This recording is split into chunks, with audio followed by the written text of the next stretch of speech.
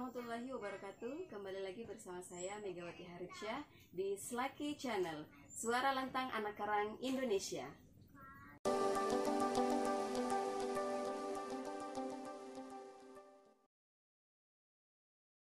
Di sini saya sudah bersama 3 narasumber. Di sini ada Pak Ansar selaku Direktur LSM Kampung Kita yang biasa disingkat dengan Kaki. Selamat siang Pak, salam Slaki. Kemudian ada Bapak Samsul Adimahu selaku anggota Komunto, Komunitas Nelayan Tomia. Selamat siang Pak, salam Slaki. Salam Slaki. Narasumber selanjutnya ada Bapak Budianto Tandiono, pemilik dive operator Tandiono Dive Center. Selamat siang, salam Slaki Pak. Baik Pak, hari ini kita kojanya ala-ala Slaki ya, santai-santai saja. Jadi untuk hari ini temanya itu adalah melihat pariwisata di Wakatobi. Saya memulai dari Bung Ansar dulu. Ya, pariwisata itu sebenarnya sesuatu kata yang kalau di Sangsekerta tadi sudah dijelaskan bahwa ada jalan-jalannya, ada objek wisatanya. Ya. Saya kira ini merupakan sesuatu kata yang mesti harus jangan hanya kata-katanya yang tapi bagaimana mengimplementasikannya. Seperti halnya di sini juga ada ini ada tadi ada pari atau apa, di sini ada kelompok dive center yang fokus di wisata baharinya, menyelam itu kayak underwater gitu doang. Tapi di atas setelah dia ke darat, apa sih yang mau dikonsumsi? Apakah ada tempat memasak kaudava kah atau di mana? Masak labu yang pakai apa? Atau mungkin ada di sini juga setiap musim. Ya.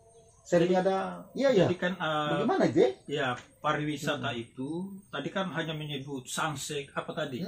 Sesungguhnya pari itu adalah 2 kata yang berbeda. Itu dalam bahasa Sangsekerta, pari itu artinya jalan-jalan dan wisata adalah menyenangkan. Jadi pariwisata itu adalah seseorang atau berkelompok berjalan-jalan menyenangkan. Iya. Ya mungkin di tempat tujuan mau menyenangkan itu mau menikmati, kalau ke Wakatobi itu mau menikmati bawah laut Wakatobi. Dan di samping kan pengelola. Iya, jadi begini. Apa namanya itu? Pariwisata di Wakatobi ini pada dasarnya adalah pariwisata yang secara kacamata itu belum fokus ke pariwisatanya, sehingga kita masih susah untuk memilah bagaimana itu pariwisata di Wakatobi. Arah dan prospek pariwisata di Wakatobi itu bagaimana. Tapi maksudnya fokus itu harus fokus seperti apa itu? Fokusnya kita begini, kalau toh ini pariwisata Wakatobi, kita sudah tahu bahwa potensi wisata yang ada di Wakatobi itu selain bawah lautnya Wakatobi, juga ada adat istiadat Wakatobi, kuliner Wakatobi. Itu yang harus dilihat, dimanage bagaimana sehingga itu melahirkan sebuah produk pariwisata yang bisa dinikmati oleh masyarakat lokal, dan itu akan menjadi pundi-pundi ekonomi bagi masyarakat. Iya. Saya kira hampir kita sepakati dengan teori juga sebelumnya tentang pariwisata itu, bahwa ternyata pariwisata itu ada tempat dan ada atraksi, ya.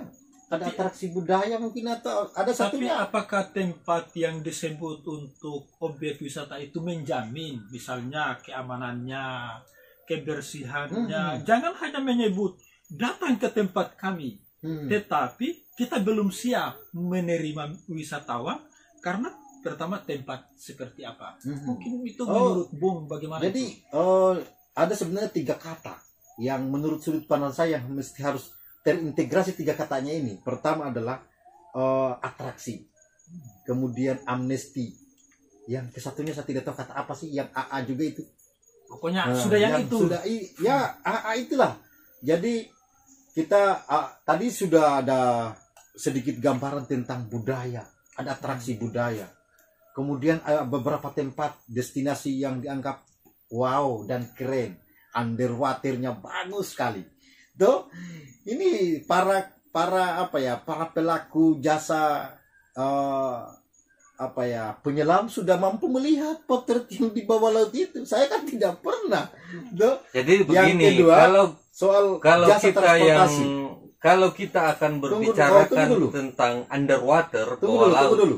Ini kan ada 3. Saya belum sebut yang ketiganya. Yang masalah jasa transportasinya. Nah, siapa yang bisa mengurus ini? Adakah pernah ada ada sinkronisasi tentang jasa transportasi? Bagi saya sebenarnya merasa bahwa orang berkunjung menjadi tantangan pertama adalah jasa transportasi. Kenapa? Begitu mahalnya mau ke Wakatobi. Kenapa tidak diurusin? Orang kita selaku kelompok pengelola di pulau-pulau kecil yang hanya modal kecil, mampukah kita mendatangkan orang?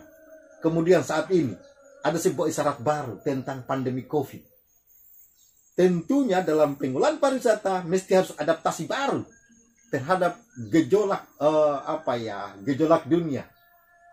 Tidak sama lagi dengan sebelumnya. Harus ada lagi dengan protokolernya, harus dengan kalau bicara tentang lingkungan harus ada namanya cleaning, health dan sustainable. CHS itu. Jadi begini, kalau kita akan berbicara tentang pembangunan pariwisata di Wakatobi, kalau dari sudut pandang saya ada 2. Yang pertama itu adalah pemerintah. Bagaimana pemerintah memanage bagaimana tentang pariwisata di Wakatobi.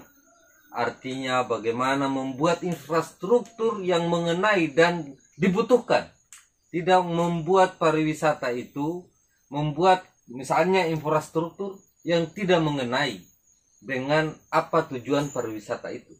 Dan ketiga, sumber daya manusia yang ada di Wakatobi.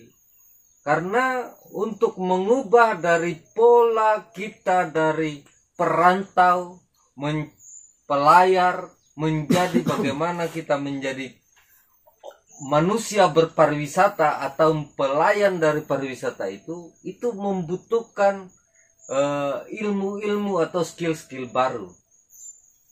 Itu yang penting. Dan potret pariwisata kita itu ke depan bagaimana, itu yang harus menurut saya kita harus lihat. Karena tanpa potret bagaimana kita akan memperhitungkan carrying capacity tentang pariwisata kita. Misalnya kalau pariwisata kita dia sudah datang berlebihan, mungkin stok air kita mampu atau tidak, itu harus perlu dihitung. Dan bagaimana stresnya terumbu karang kita, ikan-ikan kita jika mereka pariwisata diving banyak di Wakatobi, itu yang harus dipikirkan sehingga ada struktur besar tentang bagaimana pariwisatanya kita. Bagi saya sebenarnya ada sesuatu yang tadi tiga tentang atraksi. Kita anggaplah saya Plutomia. Atraksi apa yang muncul? Yang kedua, tentang jasa transportasi. Jasa transportasi yang mensinkronisasi dari kita bicara pengunjung ini kan bukan kita kalau mungkin pengunjungnya tadi saya sudah sampaikan bahwa kalau bicara tentang pengunjung yang hanya bermodalkan SPPD, itu berarti kita berpariwisata kayak dalam mengambil uang dalam celengan. Ini bedanya. Harapannya kita kemudian berpariwisata itu ada yang berkunjung dari luar Wakatobi yang tidak mengambil uang dari celengan itu dan menikmati. Apa yang dinikmati? Nyaman. Saya kira kawan-kawan juga sering mengantar tamu lah kemana-mana menjadi denutor. Apa sih tantangannya? Jangan lupa like, comment, share, dan subscribe Slaki Channel. Suara lantang anak karam Indonesia, salam Selaki.